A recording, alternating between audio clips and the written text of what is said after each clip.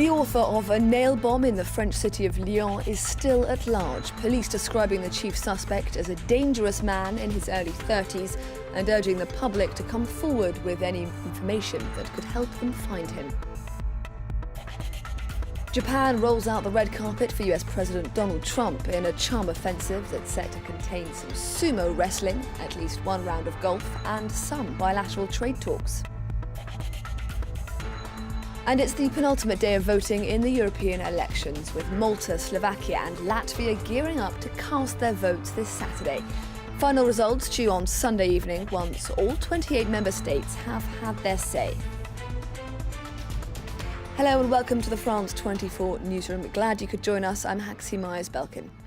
A manhunt is still underway here in France as police continue to try to track down a man in his early 30s who they believe is responsible for an explosion in the centre of Lyon on Friday. Some 13 people were injured in that blast, but there were no fatalities. French President Emmanuel Macron describing the incident as an attack. Owen Barnell has the story. Panic in Lyon, as part of France's third largest city, went into lockdown after an explosion in the city centre.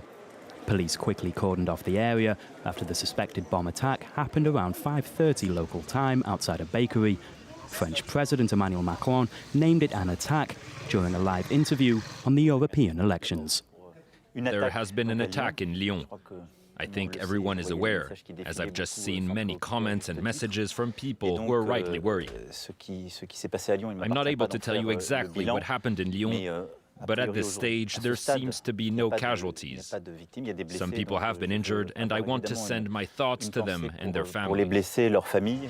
Police launched an appeal for witnesses on Twitter.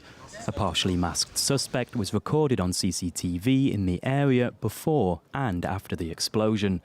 An explosion caused, police say, by a bag filled with screws or bolts left in front of a bakery on the corner of two popular streets.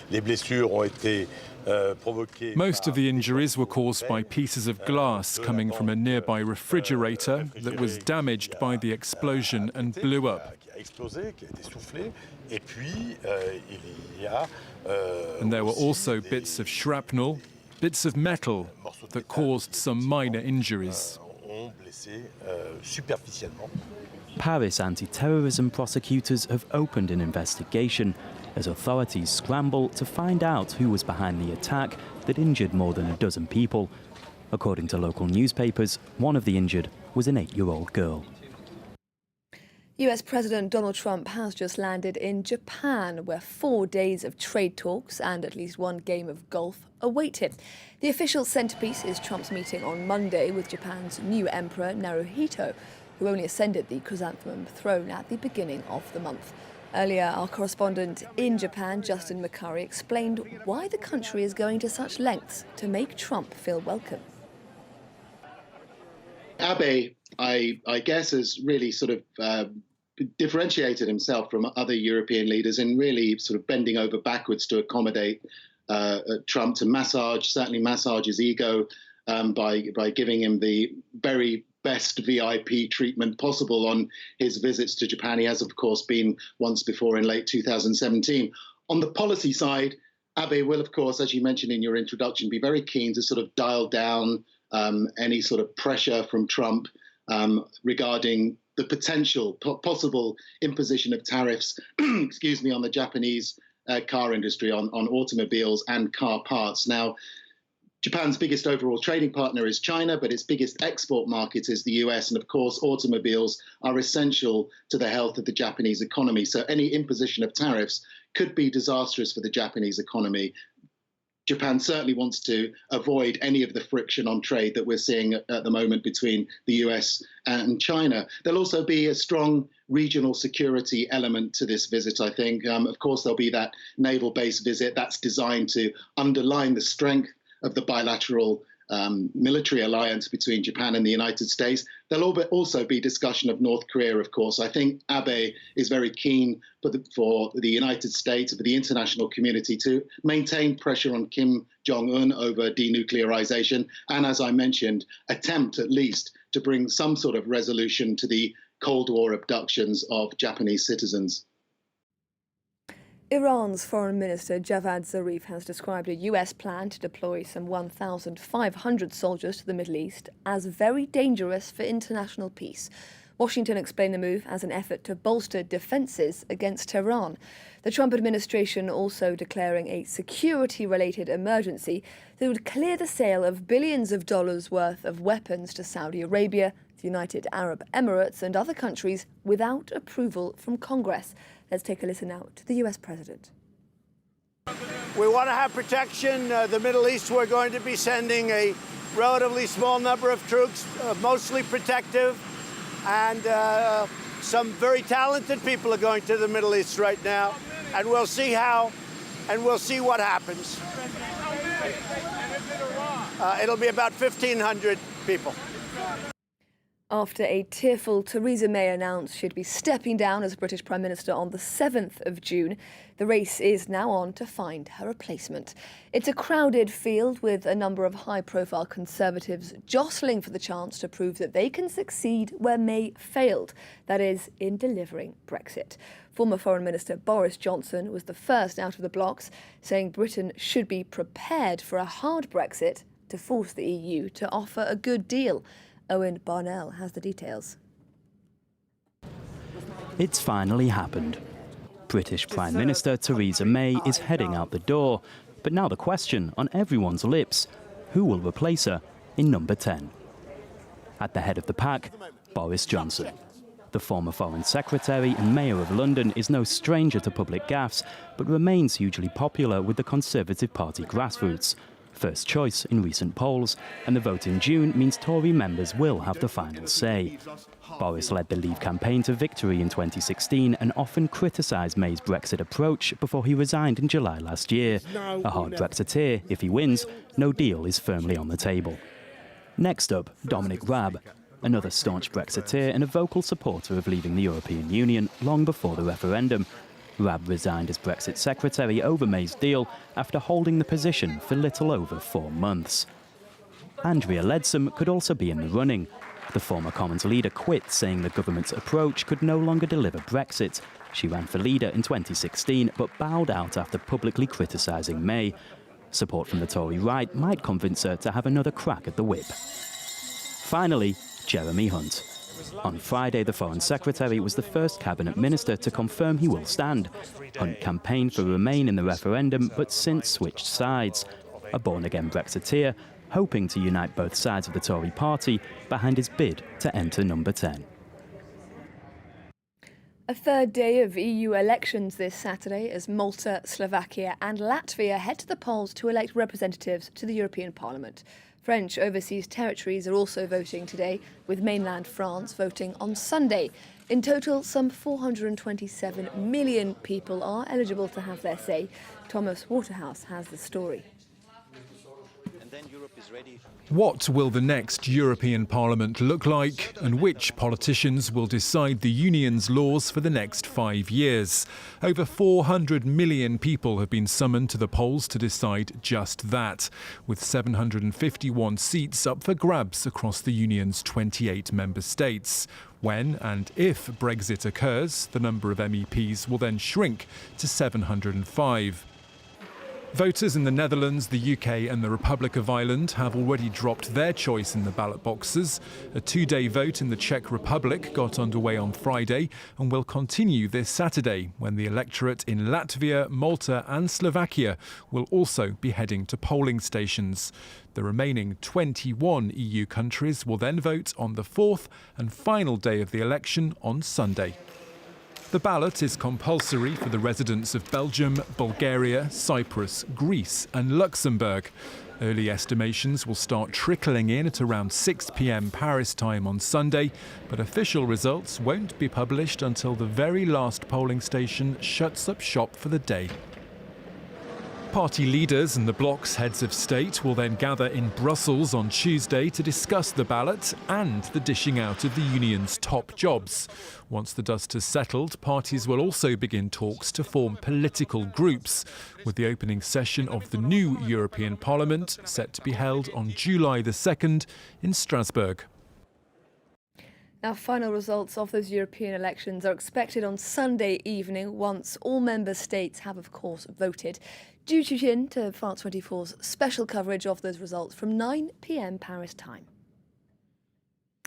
In a major blow to the battle for gay rights in Kenya, the country's High Court has rejected a petition to scrap colonial-era laws criminalising gay sex. Leaning heavily on arguments about traditional family values, the panel of 3 judges ruled that the laws were not unconstitutional. The United Nations, meanwhile, decrying the decision as a major step backwards for equality in the East African country. Maud Julien takes a look now at the state of gay rights across the continent.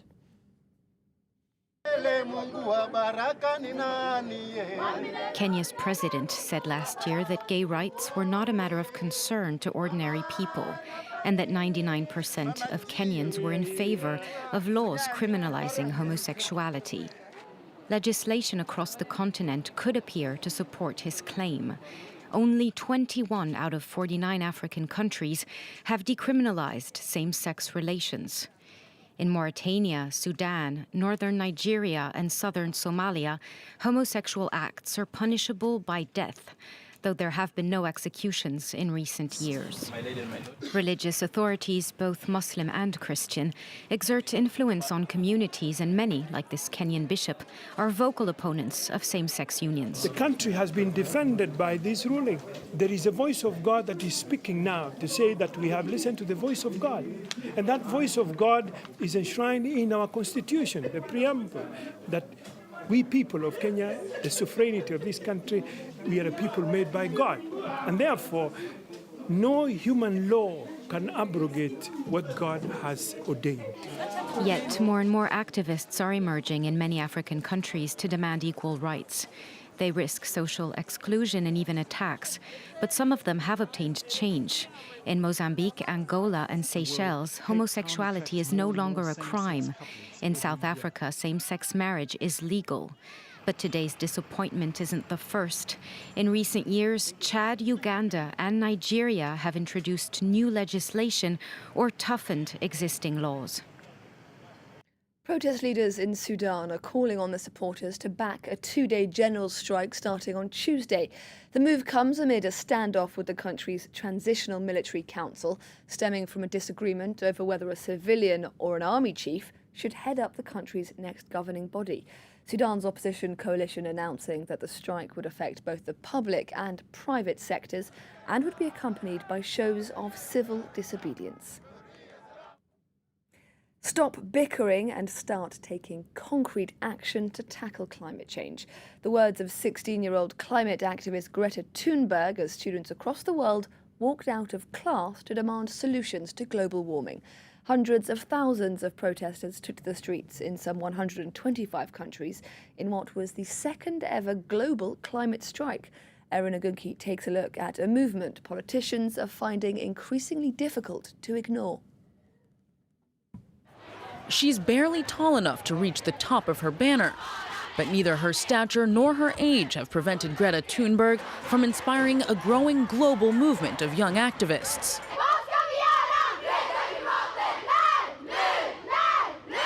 On Friday, Thunberg, along with hundreds of thousands of school children on 6 continents, walked out of their classrooms to urge their governments to act on climate change.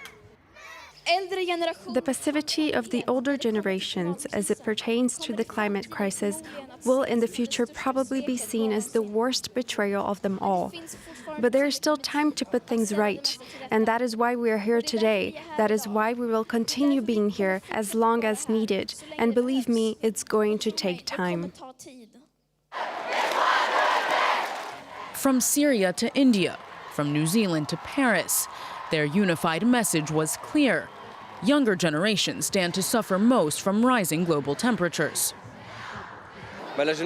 Young people are well positioned to respond to this problem, and so we're going to do all we can to act, to make up for the inaction of the generations before ours.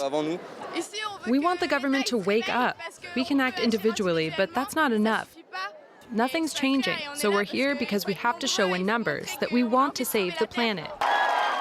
The young activists insist their impassioned calls to action are based not on youthful idealism, but scientific evidence.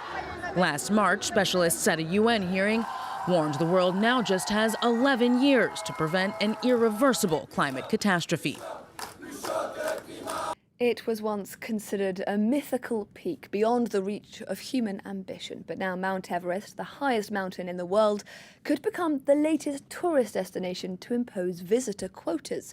In recent days, bad weather has seen snaking lines of hikers at the summit, with hundreds of other tourists held up at base camp, conditions that have contributed to a total of 7 deaths in the past week alone.